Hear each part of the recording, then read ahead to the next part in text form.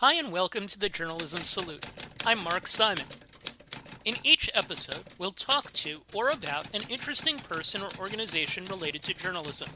The intent is to show that journalists are not the enemy of the people. Thank you for listening.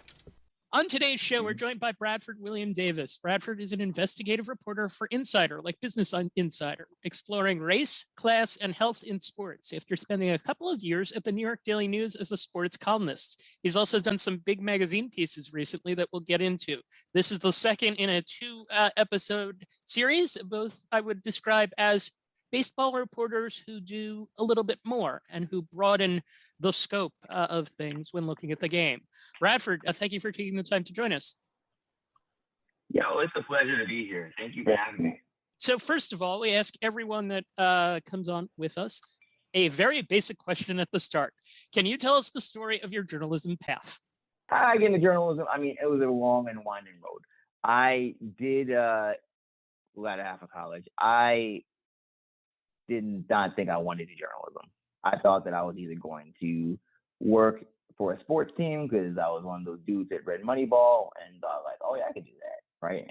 And so I was actually working towards an economics degree because I had seen that all these post Moneyball hires had degrees like that. I believe DOFC, an econ degree.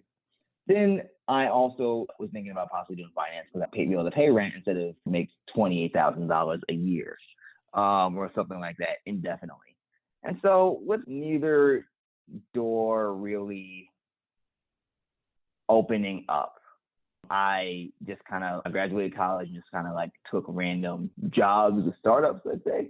And it was probably because, frankly, I wanted like a fifth year college where I didn't have to wear a suit no more. And I was wearing suits so much for my internships and stuff. Like I was like, so I enjoyed the perpetual and eternal hoodie season that all these startup jobs gave me. One place I stuck particularly was at Squarespace, actually, the web building tool. Probably a lot of people here who are writers are listening probably might have used that to make their own portfolio or something like that.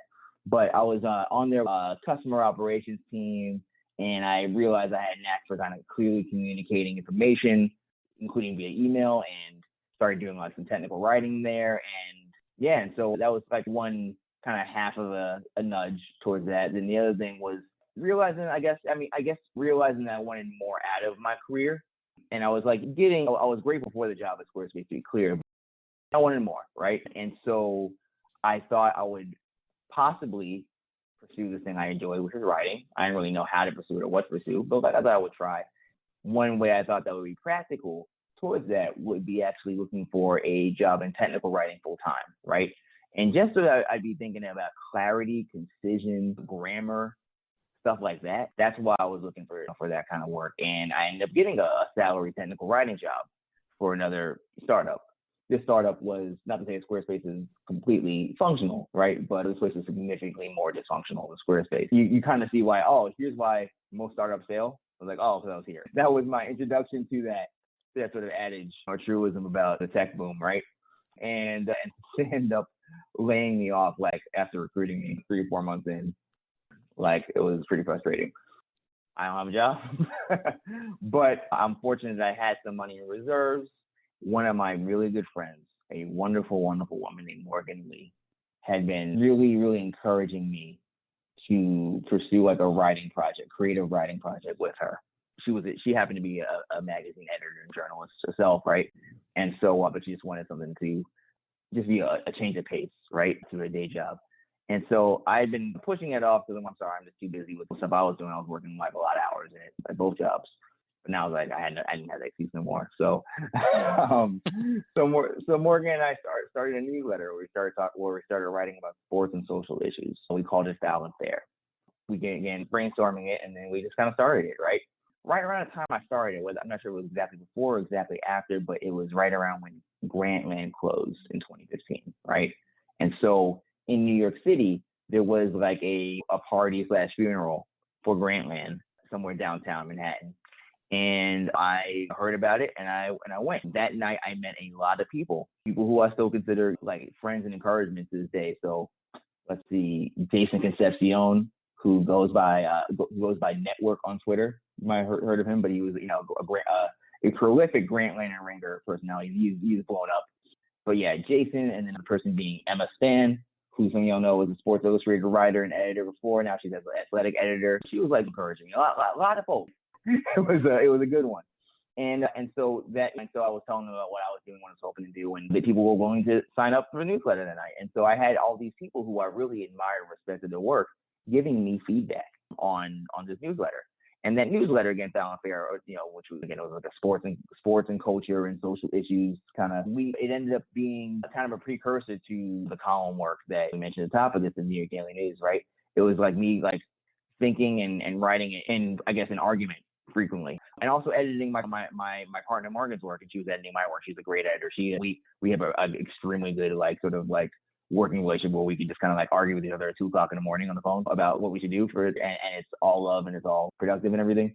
And so she really helped me grow my skills in kind of communicating the message of a mind I have. And that newsletter did well. I mean, like it was free. It was like free Substack where everyone's trying to make a buzz off the newsletter.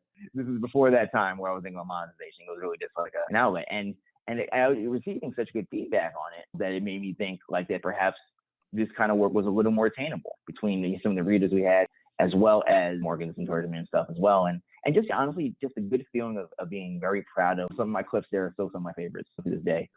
So anyway, I started applying for jobs in the media world, which again, I did not think I'd be competitive for, but I ended up getting like a few rounds into an interview actually at USA Today's for the Win blog. Again, with no experience in journalism or English or anything like that in college. The econ degree was actually a little more, there was times I had to argue perspective or whatever. I do a lot of research, but I was not upset at all that when they turned me down, because the fact that they just called me back and kept on talking to me was like a really, to me, just a really strong sign that, okay, I got something. Because I know this world is very competitive. So for me to not have any creds or many bylines, just these like clips from my blog, my email blog, like that I was sending them, it was very encouraging.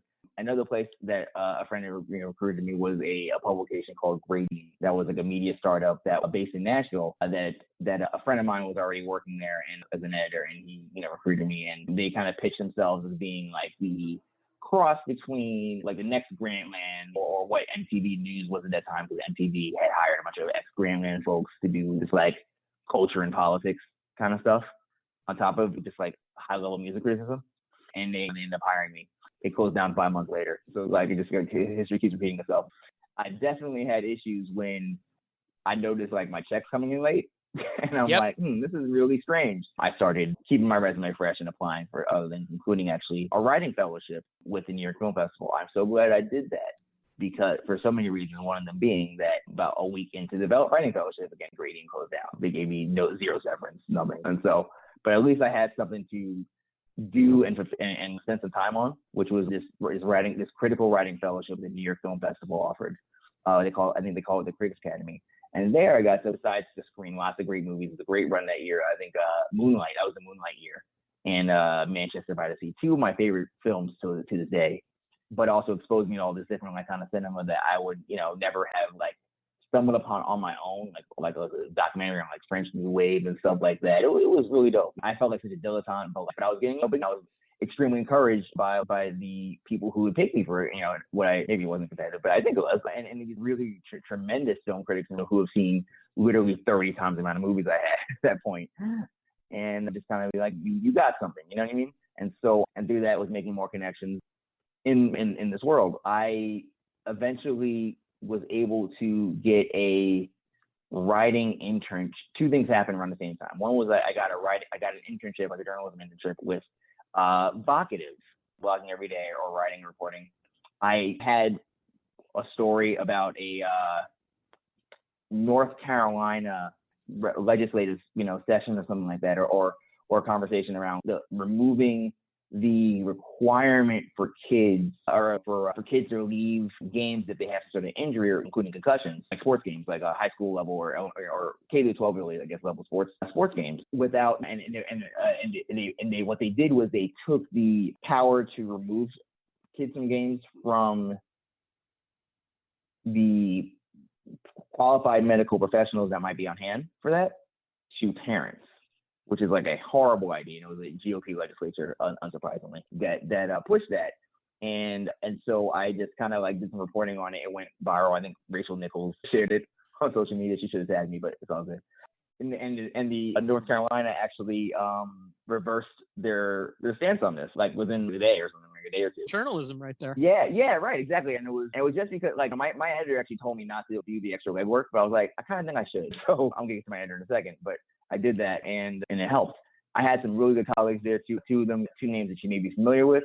One is Robert Silverman, the fantastic and prolific writer and investigative reporter on much of it in the world of sports. So I think his last really big piece though was about Tim Pool, who's like a famous alt-right YouTuber, grifter type dude. But like he did it while I was there. He did an amazing story about the NBA's sex ed program and being like horrifically regressive and often just forget it on a moral sense, but you use it on a scientific basis. And I got to kind of like see how his mind works and we become good friends. And Joe Lemire, I could be pronouncing him wrong, Lemire, but he's stats sports techie now, but like he New York Times and lots of other places and he's a former Sports Illustrated guy himself.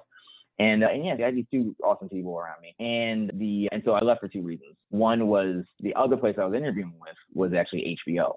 And they were offering like much, much, much better wages than a journalism internship. And so I was like, I'll have to think about this for sure. And when they offered me a salary role and Vocative did not, I decided to do that. If Vocative offered me a salary role, like I might have done that, but I'm so glad they did. I'm so glad they didn't, because 6 weeks after I left, Vocative closed down. But yeah, HBO came through, right?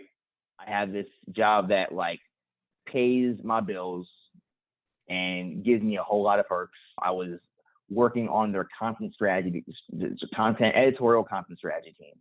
So a lot of my projects were sports related, but I also got to do some non-sports stuff. So that's everything from boxing, where I would be producing and editing and sometimes writing content for their boxing vertical. We actually had a boxing blog where we produced some journalism about the sport, as long as had, of course, sort of HBO connection to it. Kind of like the way rights holders today have websites. That's kind of like the idea of what we were doing. And Hard Knocks and Real Sports and stuff like that, writing video scripts and all that. But also getting to do other programs like Random Acts of Flyness, for example, which won a Peabody and had some of the smartest, most brilliant people working on it as writers and actors and stuff, or Succession, which is the rage. I got to work on the first two seasons of Ballers. I had a lot of fun, like on that level, like getting to interact with really smart people and do work that I was pretty proud of at times, right?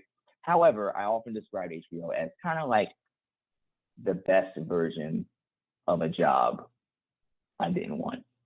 And the reason why, Mark, is because I didn't like. I guess I didn't like the limitation of not having real editorial independence and ability to like really, I guess, critically engage with stuff I was working on. I mean, there was some parts of that, right? But it was all ultimately in the service of selling you HBO stuff, right? So even as I was doing journalistic-ish things at times for them, you wanted to be impactful. Exactly. I missed that impact, and so I was like. When they had closed down their broadcasting, which was like in the end of 2018, I was definitely ready. I turned down the Daily News the first time they had actually reached out to me. An editor there who I'd known previously, we reached out for about like a desk editor, blogger kind of thing. I decided not to, just because I wasn't sure if the Daily News was going to exist much longer, frankly. Like, I had heard that this is early 2019, so this is a few months after they had laid off literally half their staff, like kind of like the Thanos snap from Avengers. That's what they did, and the sports department got cut the worst. So I'm like, I don't want to be last in, first out, but I do appreciate even getting this far for still a prolific and high profile newspaper, right? But then flash forward to April of 2019, there was a situation that happened in baseball that week where the White Sox star Tim Anderson had gotten into a scuffle. He had hit a big home run because it was actually an early part of his breakout season. He flipped his bat, pimped it out, did his thing, came back, and then the next at bat, the pitcher, a guy named Brad Keller, threw at him.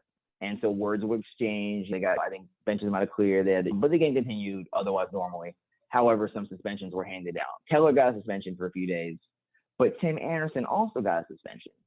And that was really curious to me because it seemed like he was just expressing himself like by flipping his bat, and then he got penalized for being angry that he got hit. And then that was already bad, but it was actually worse to me. He got suspended because he had used what was described as a racial slur, right? And he had said the N-word. Something important to remember for those who are unfamiliar. Tim Anderson is black, he's a young black man. And I'm not going to debate and defend N-word usage, but I'm just going to say black people can use the N-word.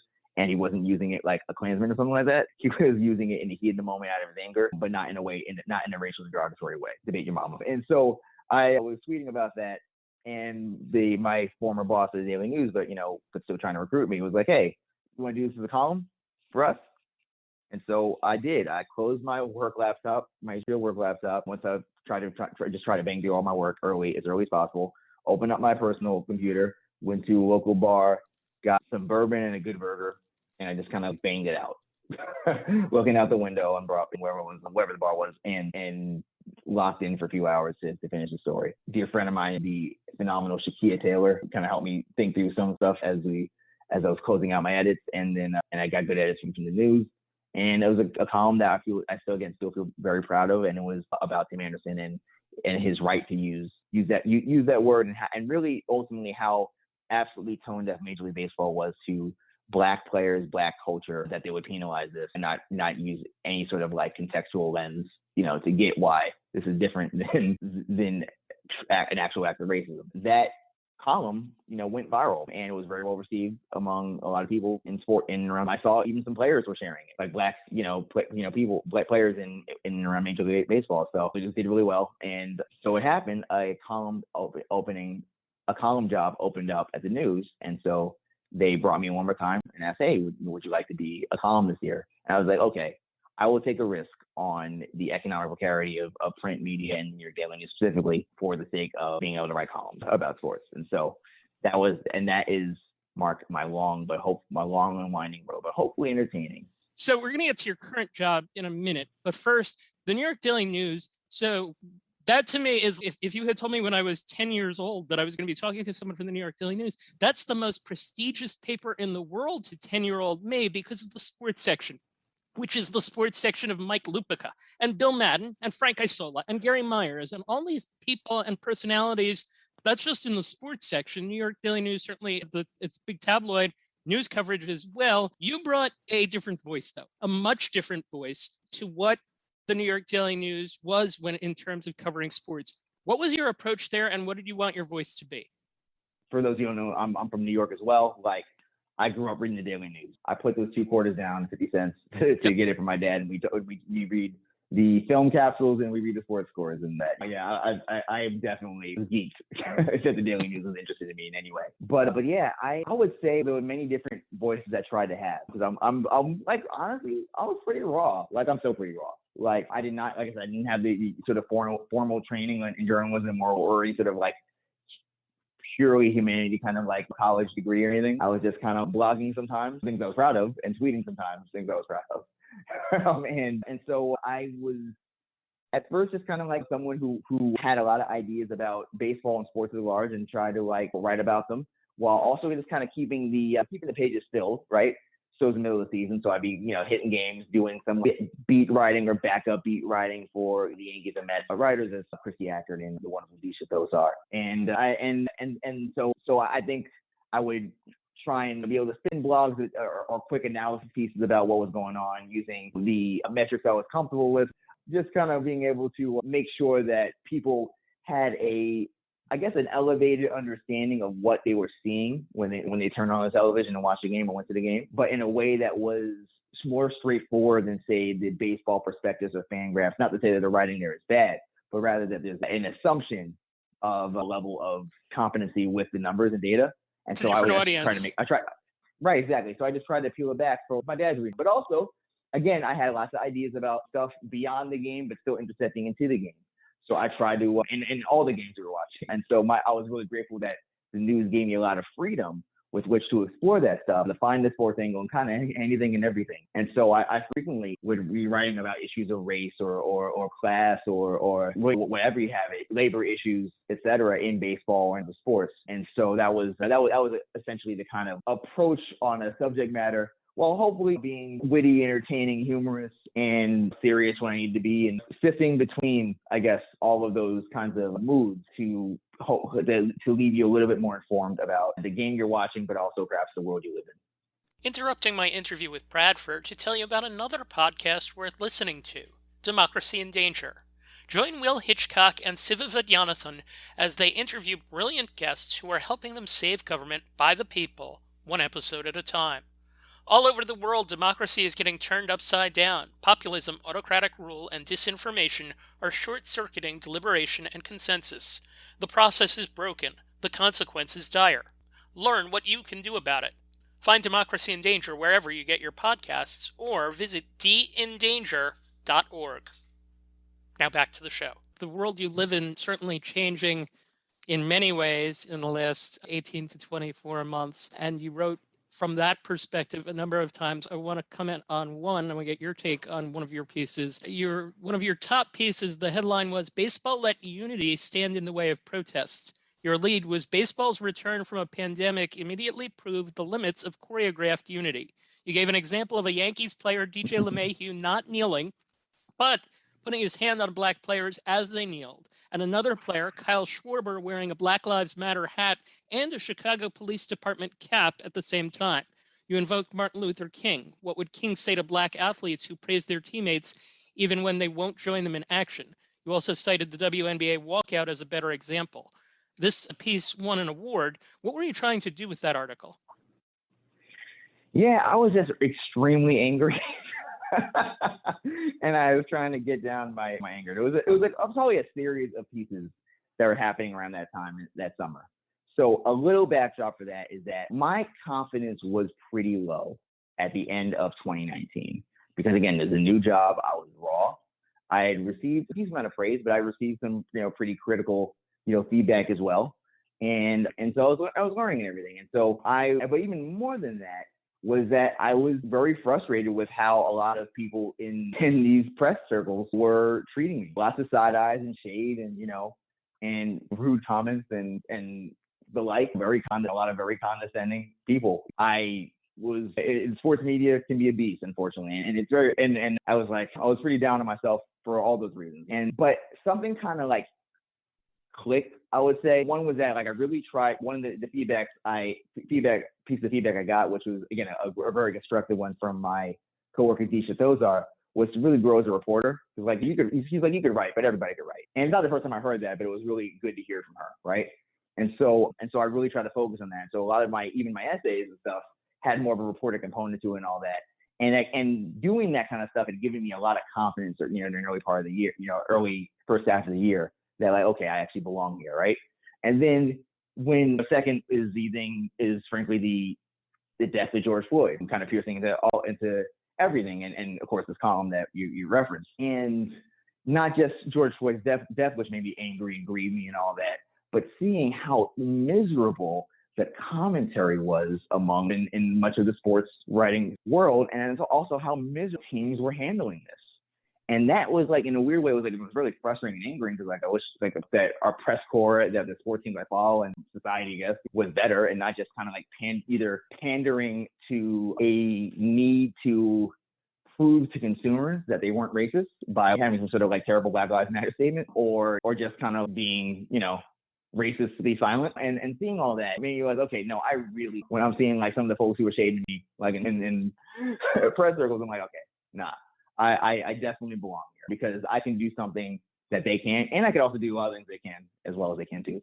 So I was really upset. I started writing a lot about ways that I felt like sports and baseball especially were mishandling the racial justice uprising and the pandemic. And I felt a lot of that connected those opening couple of days in Major League Baseball, where you saw all these pomp and circumstance and this big unity kneel, or unity demonstration, that some teams kneel, some teams don't, some teams different, where everyone was holding this black rope around the diamond, with Major League Baseball in full support of it.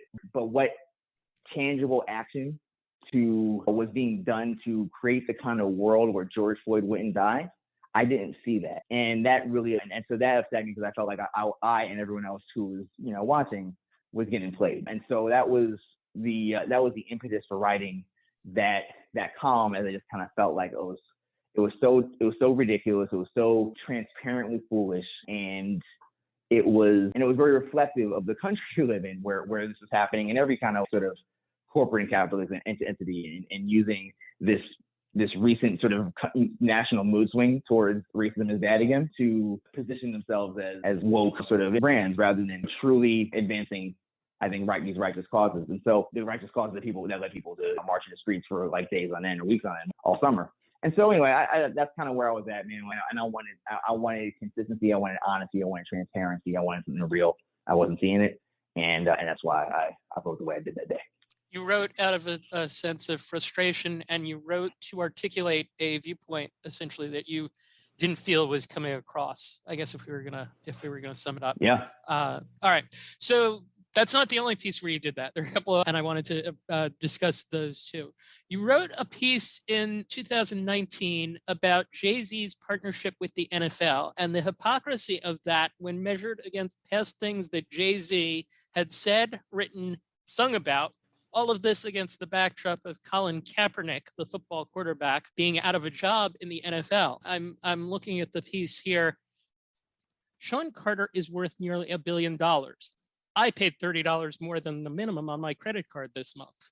Carter and I have different perspectives. We're in the same skin, but we're not in the same world. To him, there were a few problems not solved by throwing money at them, and the NFL's dollars spend the same as anyone else's. It doesn't work like that for everyone, even when they share the same hue. And you related within that piece as well the personal experience of being in an Uber that decided to try and evade police, and how the officers as accomplices rather than passengers, and made you put your hands on the car, but changed as soon as you showed them a corporate identification, your HBO work card. Corporate money talked, but only after the damage was done. You write very emotionally, and we've just talked about it with this previous piece. This one is at a little bit of a different level. What is the process of reliving something that happened to you in your writing like for you? I mean, the situation was extraordinarily stressful. One thing that you didn't reference is in the column, was that like the officers had their guns drawn, fingers on the trigger, while my friend and I were in that. And so that kind of stays with you. And one thing I was very frustrated about was like not feeling like I didn't really have an effective outlet for it when I had first heard about it. We're gonna blame here, obviously the police, but again, towards one end. And so I found the relationship between race and class in Jay-Z's life and mine pretty interesting parallels, even though our classes are very different. Because I like you said, and as you read back my article, I mean, it was absolutely the fact that me and my friend were black that I believe that we got pulled over, right? And not only pulled over, or it's just they pulled over because the Uber driver was tripping, right? But the reason why they drew their guns rather than just kind of like accept that the two people in the back seat of a guy with an Uber like light and that and a clear taxi license plate and all that was driving passengers and not like, I don't know, gangbangers or whatever the heck those officers were thinking in their plain clothes. But it was the fact that I was attached to money in some way, right? Probably in part the way I speak. I grew up middle class, like it's just a fact of my life. Some of the cultural markers, I guess, probably helped, and especially that I had the ability to show that I have a white collar job, and as did my friend who's also a coworker. Like the fact that we had white collar jobs allowed us to essentially speed up the process, if not totally eliminate the process of being perhaps, I don't know, arrested or jailed or whatever, because we were able to do that. And that angers me because I still feel conflicted about that. Well, not entirely because I'm kind of alive, but I feel angry about it because it shouldn't be that way. There was not the fact that I had this job or whatever should not have been in any way a identifier to the officers that I was safe. It should have been that. The same way, like my humanity in of itself should have been enough to not escalate the situation to that level, but it was. And that's I guess the difference between myself and Jay-Z is that I seem to be more cognizant and understanding of that. Not to say that he isn't entirely, but he certainly was that day when he said that we are past the point of kneeling, which was Colin Kaepernick's symbolic choice to bring attention to the reality of police violence against Black folks and folks in general, but especially African Americans. Like when but the fact that he said that we're beyond that point and we just need to like work on, I don't know, corporate synergy or whatever the heck he was saying, like that showed that he thought it was good to throw money that way. And I'm like, nah, that I can't go that far. And it's not a true show of solidarity or support or an effective route towards the kind of change that we need to pursue this sort of capitalistic racial progress. It's not, really, I don't think it's anything of the sort. And so that motif kind of was, as I was writing, like it just made a lot more. It made sense of some things I experienced. Another piece, this one that you've written more recently. That piece was from a couple of years ago. This more recently, a profile of the fencer Curtis McDowell for GQ. He's a Black fencer in a white conservative sport. He's both loud and thoughtful. He makes references to loving the art of war, and he's very emotional. He brings, I guess, I don't know if this is the exact way I would describe it, but an NBA kind of flair to his fencing in terms of celebrating points and things of that nature. And the description in those pieces, in that piece in particular, I felt like highly effective. His signature move marries his athleticism, aggression, and deceptiveness. Curtis's voice has notes of nostalgia and amusement, a wistful, dead-ass bro, punctuating every hair-raising hood testimony, along with a beaming smile, not even his paper mask can cover. What from your background taught you descriptiveness of that nature? I don't know, man. I just be reading. I tried to take as many notes as I could when I first met him in person. But I really do enjoy. I love reading good books or good magazine articles, and I think the more I grow in my career, I read it more like studiously in a way of being like, I like what they did there. How did they like ask that question to get that response? What must they have been thinking or seeing or smelling to the kind of description there? That's become a process of mine when I read. Still for enjoyment for sure, but also to learn from things and writers and approaches. What is it like to write for GQ, where you're essentially able to do a column within a feature too, because certainly your personal take was intermixed with the way that this piece ran? Yeah, it's honestly, man, it's the kind of writing I love to do most. It combines the ability to express my values, the ability to argue my values, and the opportunity to like do some deep reporting, to talk to a lot of people, and just learn about something, either something I do know already I know well, but just want to further mesh myself in, or something I don't know at all, like fencing. And this story of Curtis was kind of like the perfect marriage of both, right? Because I don't know anything about fencing, and I make that point clearly. I know nothing. I'm watching it now and paying attention, and I'm still writing about it, but I still don't know that much. But I do know what it's like to be Black and to be presumed angry or arrogant. I have my confidence mistaken. Mistaken is actually too generous a word for some folks. Mistaken, but often just frankly presumed as pride or like in a negative sense, as some sort of like sinful sort of haughtiness. And so when I saw that running through Curtis's life, and I met him over the phone anyway about a year ago, because I was received a tip about some issues of racial abuse and racist language from a prominent fencing coach in the world of fencing, actually at St. John's University. And when I spoke to Curtis and he was telling me about all the nonsense he deals with beyond that, like it was like, oh man, I want to stay in touch with this dude, because I feel like there's something there that could be explored a lot more. And when the time is right, like we should reconnect. So that's what happened. I hit him up. I stayed in touch with him a little bit, and then I hit him up earlier this year. I was like, I want to do a story for you. I think the place to do it would be GQ, because of all the things that you just mentioned, or we both just mentioned, I guess, about being able to combine all the different styles and everything.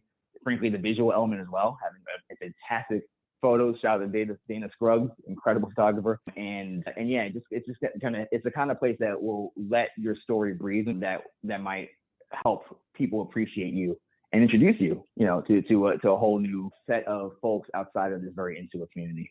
I will be posting the link to each of the articles that we've referenced in the show notes. How do you make your sources comfortable with you? This is a question that I probably asked 25, 30 people in doing this podcast. I'm curious how you go about it.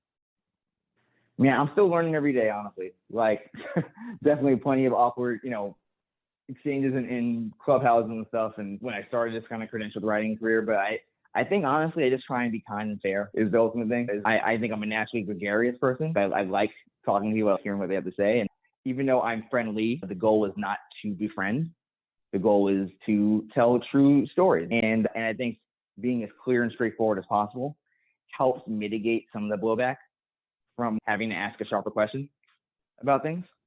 And so that is kind of the approach I give. You show them a real person that I care, that it's not just about what they do on the court, and but also, and I guess it's the sports world really, but because I do reporting elsewhere, but yeah, like that I care more about their performance, I care about them as people, but also like that my job is to find the truth wherever, and so that I guess to help set that boundary appropriately. And similarly with figuring over stuff outside of sports, especially when talking to people who I think are going through more trauma, is to just try and be patient with them, to like just let things breathe sometimes. I'm grateful that I'm not on a sort of a daily churn at this moment, like I was a daily news where I can, if someone doesn't respond to me immediately, give them a little more time than I otherwise do, and of course explain the purposes, which is to tell a true and thorough account of what happened. And so that means talking to the heroes and the villains and everyone in between. And so like when I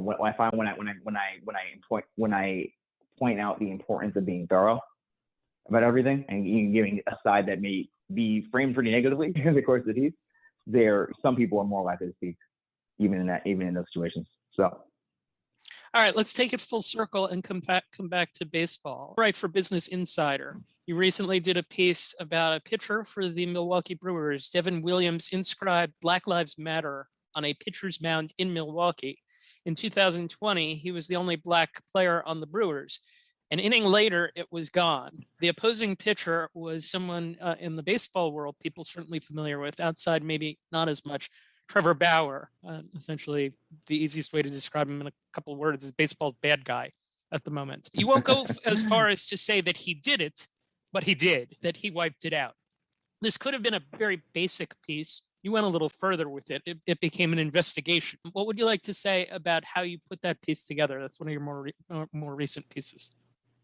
Right. I mean, yeah, Trevor Bauer sucks as a human being, to be clear, and he sucks before the stuff that people know he sucks about now, which are these multiple domestic violence and abuse allegations, yep. Which he doesn't even expressly deny doing, like hurting these different women, but he said that they were consensual, essentially. So it's been kind of the argument that's been proffered by him and his attorneys, and also that these girls like to have sex with lots of different other guys and other baseball players and stuff. That's been another part of his defense, which is a nasty defense to make, to be clear, whether he's innocent or not. And I don't believe that he's innocent on that front. But anyway, before that, he was known for saying lots of racist and sexist stuff, and fairly every ism and obia was stuff that he's tweeted about and in very frustrating ways. But because baseball is a culturally very white, and Bauer was, at the very least, very available and open, he kind of got a pass to that most of the time. And I was thinking honestly about how to write and report about this in a way that would be legible. And so parallel, Devin Williams, who was a rookie that wrote the BLM on the mound last year, he's pretty new to the game, and I really admire him taking that stance. The fact that he's the only Black dude on the active roster at that point for his team, the Milwaukee Brewers. That must have been really hard and really scary to do that after Jacob Blake was nearly killed, and yet he did that. And so as beautiful as it was so frustrating to see that it had been erased. And so I'm like, man, I want to dig into this. And without clear forensic evidence, I realized that this was kind of an investigation. You know what I mean? And so I thought that would be interesting to read, interesting to kind of go through that journey of how I was thinking about this, why I was thinking about why I'm so motivated about this, which I think I try to convey about the story, is that there is frankly some personal stakes. I like people who stand for Black lives, and I don't like when people oppose that. And so I wanted to and so I just wanted to lead the reader along in that way, to look at all of the circumstantial evidence and some of the sentiment around the league, around how that Black Lives Matter inscription on the mound could have been erased or defaced or whatever you want to call it. It really was a very clever approach to it. And that as I said, for Business Insider, which is the group that you're now writing for, can you just give us a little bit of a perspective on Business Insider and what you're doing for them? Yeah, so as you mentioned at the top of this, I'm an investigative writer, mostly longer features type stories. And a lot of that I think is an extension of stuff I was doing in the Daily News. I was, like I said earlier in this podcast, I was working a lot towards building myself as a reporter, and I did a whole lot of investigative pieces for the New York Daily News. And so I wanted to just do that, but also have a space that was a little more supportive of it. Not that the New York Daily News, the New York Daily News was unsupportive, but the kind of constraints and demands of daily journalism meant that like you had to like just kind of keep things tabled to the side. And I still do. I still have so many tips and leads and 10% done stuff that because there's a lot of evil stuff going around the world and people keep telling me it. So I keep trying to write and pursue as much as I can. But yeah, like Insider has an investigations desk, and they give a lot of time to let you like dig until you have the story. And so they continue to encourage me like, hey, we want you pursuing sports stories. We also want you doing other stuff, which is exactly what I wanted to do. And my sports stories aren't just sports stories. They're often examinations of life beyond the game, beyond the box score. So so that was a very, very attractive proposition, and one I was happy to try and pursue. And so it's been a really good. It's only been a few months. I don't think it's a honeymoon season, but like I am enjoying it. I can't say that much. All right, 2 questions left. So I went into the press box at Citi Field. This was 2 months ago. And I looked around, and it was, quite frankly, a lot of white male faces. It was almost entirely white male faces. I think there was one woman reporter. I think it was Disha from the New York Daily News. And there were no Black baseball writers there. I guess looked into this. The number of Black baseball beat reporters is small. The number of Black national baseball writers is almost non-existent. Not to try to solve all the world's problems here, but how is something like this going to change?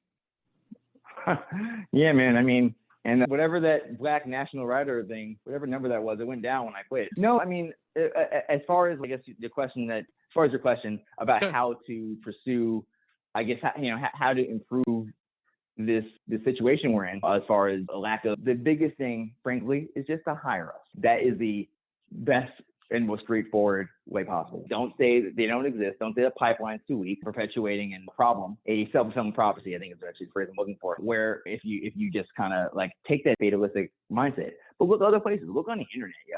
Like there are people out there, not as much as it should be, but there are more like who are writing really interesting things, but they just don't have credential or pass, and those folks should be getting hired. And that was me. Again, like I came from an extremely non-traditional background, but it was very clear to the people who hired me like that from I guess from interviewing me a few times as well, but like in some of my past work, but also again my tweets that I had ideas that were worth expanding into short and long form. And so just doing that it will go a long way, and you can find more diverse writing, I believe, online than in the sort of, and when I say online, I mean like in the blog world, than in the sort of more standard traditional publication houses that are out there, because that's it. I mean, the other thing I think really matters is, I think, being willing to, for those who can't hire, right, who don't are in position to that, to refer folks like who come from a different but still needed background to jobs. Like it means a whole lot when you're able to, even if you're not getting the person signing a check, to go and be, when you see a job interview, be like, yo, you should apply for that, or hey, I know the person there. Like we are so many people of color who are not in Meadow or something, or Syracuse, but like we don't have the networks, and so what. Invite us into those networks, in part by, of course, encouraging us for a job, but also making those sort of like social and relational connections. I think that I go back to that Grantland party that I went to, which was a lot of fun and everything, but not that many Black people, frankly, but I made connections relationally, and not everyone gets to do that. And so to whatever degree that you can invite and encourage people to participate in networks that you already have, that may have come from either your work experience or your college experience or whatever, I think that could really make a difference for keeping someone in the back of their mind, or the back of someone with hiring capacity's mind, about a fresh or different face. That is also needed and important. That's a good idea. Absolutely. All right, last question. We ask the same question to everyone. We give our guests a chance. Do you have a journalist or a journalism organization that you would like to salute, beyond the ones that you already have, because you've already shouted out a very good number of people? Yeah, man. I want to shout out Jay Caskins. I think he is one of the most phenomenal writers out there. Like, I'm biased because, like, we write about a lot of similar things at times, but and he's been very kind to me in the past. But I really do like, I'm a geek for like Jay's writing. So Jay Caspian King, he recently just joined as a newsletter writer, full circle, but this time for the New York Times, not for his Squarespace blog or MailChimp or whatever. And so he's one of the most versatile thinkers. He's one of those dudes who I think blends reporting and analysis extraordinarily well. He questions his answers. He's very cocky on Twitter, but he's very humble in the way he writes. And I think it's something that a lot of people can emulate, the way he pursues his work. And yeah, Jay's the homie. So nice. Blending reporting and writing well, as you do as well. Bradford William Davis, thank you for joining us. All right. Thank you, Mark. Thank you for listening to the Journalism Salute. Please let us know what you think of the show. You can find us on Twitter @JournalismPod, and you can email us at journalismsalute@gmail.com.